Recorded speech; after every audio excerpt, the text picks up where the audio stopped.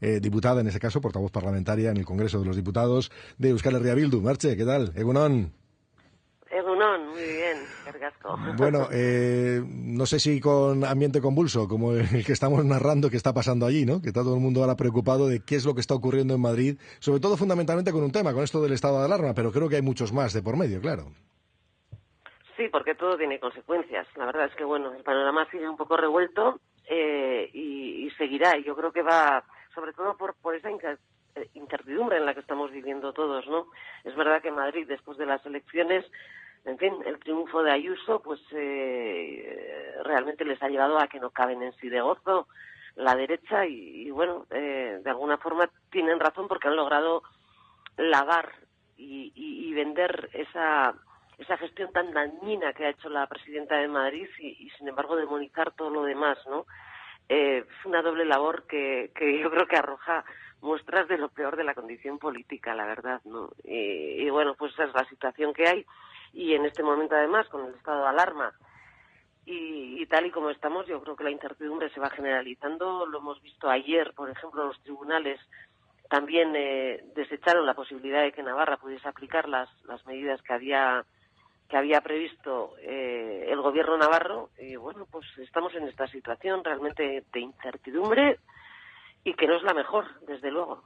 No, no es la mejor. Ha empezado hablando precisamente de lo que ha sucedido en Madrid con la victoria de Díaz Ayuso. No le voy a preguntar sobre si se imaginaba que podía suceder un hecho de estas características, pero ¿cómo explica pues un revolcón de esas dimensiones? Ya sé que, digamos que ni su formación ni nadie está en Madrid, pero sí que es cierto que esto puede tener impacto en toda la política general, ¿verdad? Bueno, todo cala, ¿no? Y lo que se ve sobre todo son el tipo de actuaciones y al final se va elevando el tono general y realmente puede ser, como he dicho antes, bastante dañino todo esto, ¿no? Esto nos demuestra también que esta democracia, la democracia en general, puede ser lo que en este momento representa Díaz Ayuso, ¿no? Que puede ser xenófoba, se puede ser racista, se puede ser homófobo, se puede ser autoritario, se puede ser injusto y además se puede ser demócrata. Porque no la democracia, bueno, no va contra la libertad, no como se hacía con los fascismos de hace un siglo, sino en nombre de la libertad, además, ¿no? Que creo que es lo más pernicioso de todo esto, ¿no? Esto es lo que hay en este momento y sí es grave. En cualquier caso, no creo yo que ni en la Comunidad Autónoma Vasca, ni en Navarra, ni en zonas como Cataluña y ni siquiera en Galicia, este tipo de actuaciones puedan tener implantación. Y bueno, a ver, Madrid, la Comunidad de Madrid siempre ha sido de derechas, el PP siempre ha ganado. Es decir, tampoco es algo que sorprenda, sin embargo, yo creo que no puede dejar de sorprendernos o de indignarnos o de preocuparnos que con este tipo de mensajes se consiga semejante cantidad de votos. No, eso sí es preocupante. Bueno, pues esta es la situación que ahora mismo hay. Y, por cierto, yo decía antes que no es que ustedes tengan nada que ver en la Comunidad de Madrid, pero sí que aparecen en todos los discursos, porque día sí día también han estado presentes, por aquello de meterse con Sánchez y hablar de lo que ya supongo que es una cantinela que les tiene dolidos, y así lo han manifestado, ¿no? Eso de los proetarras, los herederos de ETA, etcétera, junto con los independentistas, los separatistas y demás, ¿no? Sí, es la criminalización continua que se hace y el comodín este que utilizan cuando no tienen argumentos, ¿no? Entonces es cuando se ponen sobre la mesa ese tipo de comentarios que ni son argumentos ni convencen más que a los suyos que los refuerzan en esas posiciones, ¿no? Pero bueno, en cualquier caso yo creo que nosotros como Euskal Herria Bildu tenemos la posición bien marcada, sabemos lo que tenemos que hacer y lo que no vamos a dejar es que nos presionen este tipo de actuaciones. Bueno, hemos hablado también, o ha hablado usted también del estado de alarma. Le he preguntado yo, pues, por la situación ahora mismo con esta incertidumbre que tenemos judicial. ¿Por qué razones cree que el gobierno de Sánchez no ha aceptado una prórroga de un estado de alarma, viendo, por ejemplo, que incluso los datos en Euskadi, pues que son muy parecidos hace unos meses, cuando estábamos en pleno estado de alarma? Efectivamente, y en el resto del Estado también, aquí mismo en Madrid, las UCIs están llenas y a tope. Es decir, La situación no está para echar cohetes y no está para tomar este tipo de decisiones. A mí me parece una irresponsabilidad tremenda. Es verdad que con toda esta judicialización además se demuestra la imposibilidad de que las comunidades autónomas puedan adoptar las decisiones necesarias para garantizar la salud de la ciudadanía, ¿no? Que es precisamente lo más importante que se podía estar haciendo en este momento. A mí me hace mucha gracia cada vez que nos dicen, porque cada vez que nosotros ponemos sobre la mesa la necesidad de más soberanía para nuestro país, para poder funcionar mejor y para poder garantizar mejor las condiciones de vida de la ciudadanía, nos digan esto de que el español es el estado más descentralizado del mundo. Pues a la vista está que no. Yo creo que en esta decisión han intervenido cálculos políticos que luego se han convertido además en medidas judiciales, en interpretaciones de la norma interpretaciones dispares, y que son al final lo que está determinando las políticas públicas frente a la pandemia. Esto no es razonable. La pregunta debería ser, ¿no deberían ser los criterios sanitarios y médicos los que se antepusieran en este momento? ¿No es la salud de la población lo que está en juego y, por lo tanto, deberían de ser criterios médicos y sanitarios los que imperaran? Y, sin embargo, lo que estamos viendo es que esto no es así.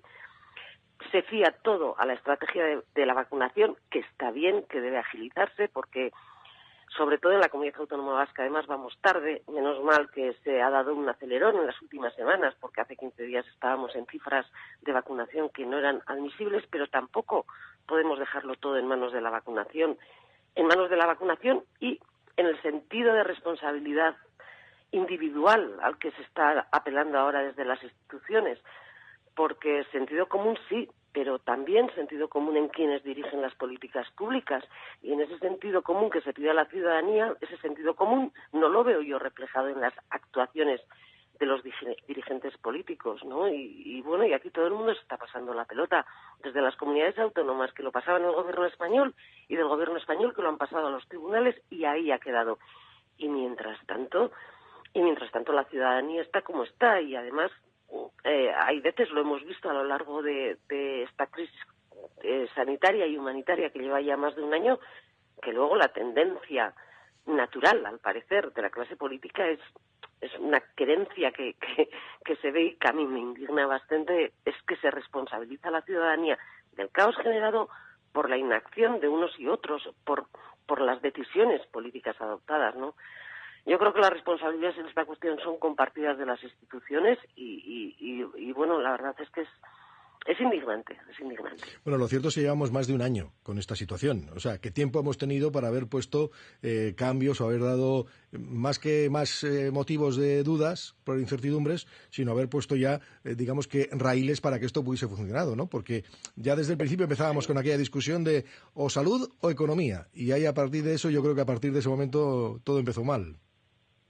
Sí, claro, sí. Además, yo creo que es la esencia de la política. Quiero decir, en la política tienes que tomar decisiones políticas y te tienes que adelantar a los acontecimientos. No puede pasar que no tengas un plan para responder a lo que se necesita en este momento. Y en este momento es que no hay plan. Cada uno que se arregle como pueda, ¿no? Y ya te digo, y cada uno en esa responsabilidad individual que naturalmente hay que tener, pero la responsabilidad de las instituciones también debería de estar sobre la mesa, y no está, ahora está, pues, y ni se le espera. Yo no sé, en esta situación de incertidumbre, realmente este caos permanente en el que nos han sumido no es ninguna alternativa, porque tú no puedes quitar el estado de alarma tal y como se ha quitado. O sea, se decide dejar caer sin ofrecer alternativa alguna.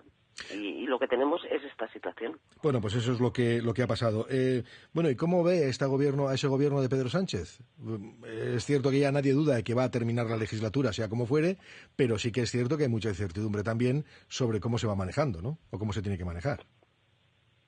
Sí, yo sí creo que va a seguir manteniéndose, además, entre otros factores, hasta que la pandemia esté más o menos controlada. Dentro de unos meses veremos que gracias a la vacunación la situación sea mejor, y yo creo que también van a esperar a que se implanten las medidas derivadas de los fondos europeos, a que se note en la sociedad la percepción económica de de esos fondos, ¿no? De que se lleven a cabo esas mejoras, esos programas de los que todavía, bueno, nos estamos estudiando y veremos hasta dónde dan, pero bueno, en los que va a tener también una importancia grande en la orientación que se les dé, es decir, si van a ser esos fondos para paliar las situaciones de más desigualdad o si van a quedar en manos de la gestión de esos fondos, en manos de las empresas que siempre han ganado muchísimo dinero y que van a seguir ganándolo, ¿no? ¿Ese es el temor que tienen en Euskal Herria Bildu? Sí, eso es lo que nos preocupa, cómo se haga todo esto, ¿no? Cómo se lleve a efecto la plasmación real de esos fondos europeos, de ese dinero, que va a ser mucho dinero, pero cómo se aplique y qué políticas sean las que se lleven adelante. Y al final, dentro de un tiempo, se van a notar las consecuencias de esta crisis y se van a notar en la economía también, y cuando empiecen a caer los ERTEs y todas las medidas de protección social que se han implementado, la situación va a ser dura, muy, muy dura. Para eso hay que prepararse también, y para eso la utilización de los fondos europeos tiene que servir también como un paraguas que proteja a toda la ciudadanía y sobre todo a las clases más necesitadas. Sí, yo le decía antes sobre si eran los temores que tenía Euskal Herria Bildu, porque el gobierno vasco sí que ha presentado ya, ¿no?, proyectos susceptibles precisamente de ser apoyados, y hay quien ha puesto el grito en el cielo porque cree que, bueno, pues solamente estamos hablando de grandes empresas que podrían beneficiarse inicialmente de esos fondos. Efectivamente, y ese es el gran riesgo que tiene la implantación de estos fondos europeos. Entonces, bueno, estaremos alerta y estamos, ya te digo, valorando ahora mismo todo el caudal de información que han remitido a Europa hace unos días y que nos han pasado a los grupos parlamentarios, que tampoco concreta excesivamente todo, pero bueno, ya por lo menos se apuntan las grandes líneas. Y bueno, estaremos alerta con este tema y denunciaremos lo que creamos que haya que denunciar, no por denunciar simplemente, sino porque creemos que las cosas hay que hacerlas bien y que es importante. Bueno, de todas formas, sí que hay algo en lo que parece que se va avanzando. Yo no sé hasta qué punto ha llegado el conocimiento de la reforma laboral que el Ministerio de Trabajo y Economía Social está impulsando y que ha remitido a Europa. ¿Es la línea por la que abogaba Euskal Herria Bildu cuando firmó el documento con el Partido Socialista? Bueno, nuestro documento era claro y va a ser un año ya, pronto, de la firma de ese documento. Por las informaciones que tenemos y por el contacto con el Ministerio de Trabajo, lo que nos dicen es que para diciembre va a estar en marcha, se van a empezar a derogar todas las medidas que se habían acordado y que se van a poner en marcha otras. A nosotros nos gustaría que todo esto hubiese ido más rápido, pero bueno, bienvenidas sean si va cayendo la reforma laboral, que es tan dañina para los trabajadores y que puede dejar totalmente desprotegida a la clase trabajadora una vez de que decaigan todas las medidas de protección que se han instaurado ahora. Pues bienvenidas sean. Lo que queremos es que vengan. O sea, no, en esto tampoco es que queramos tener la razón. No es eso lo que nos importa. Lo que queremos es que se vaya haciendo y bueno, ojalá se pudiese hacer. De golpe entendemos también que es imposible porque hay que, de alguna forma, que es lo que decía el gobierno, tienes que ir acoplando medidas nuevas para dejar sin efecto las anteriores. Que se haga, es lo que pedimos, que se haga y que se haga lo antes posible. ¿Y cómo valoran, por cierto, las 4 transferencias que acaban de llegar a Euskadi, entre ellas la de gestión de presiones? Sí, bueno, la de gestión de presiones es la más importante. Y bueno, pues está bien, positivo, después de más de 40 años y después de vencer esas resistencias intrínsecas que tiene el Estado a transferir lo que debería haber transferido hace tanto tiempo, porque es una ley orgánica de obligado cumplimiento. Bien, es la gestión que viene a ser el cumplimiento de penas y las medidas de seguridad que no son competencia del Estado, no es la gestión total, pero nos parece positivo sobre todo porque creemos que debe ser para regular un modelo de cárcel que sea más cercano y sobre todo más humano, ¿no? Que se apliquen las directivas que a lo largo de los años ha recomendado el Consejo de Europa. Ya hace un par de años modificó las anteriores reglas de prisiones y de alguna forma lo que venía a poner el acento era que todas las personas privadas de libertad sean tratadas con respeto a sus derechos humanos y que conserven todos los derechos que por ley no se les han quitado, es decir, por esa sentencia judicial. No, esto no ocurre en la actualidad. El modelo carcelario que hay es un modelo punitivo y no debe ser. Debe ser un modelo que tenga referencias con la justicia restaurativa, con las reglas Mandela, con todos esos convenios europeos de derechos humanos y que sea respetuoso con todo esto, ¿no? En este momento las cárceles representan la vertiente más severa del sistema punitivo y hay alternativas a ese sistema que no debe ser tan opaco como es.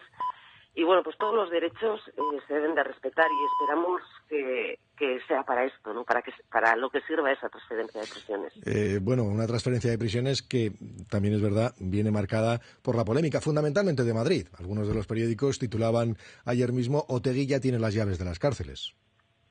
Sí, ciertamente. Pero bueno, sabemos que esto no es así, con esto se refieren a los presos políticos y realmente lo que sabemos también es que en este momento los presos políticos, la mayoría de los presos vascos están fuera de Euskal Herria, fuera de la Comunidad Autónoma Vasca y de la Comunidad Autónoma Navarra.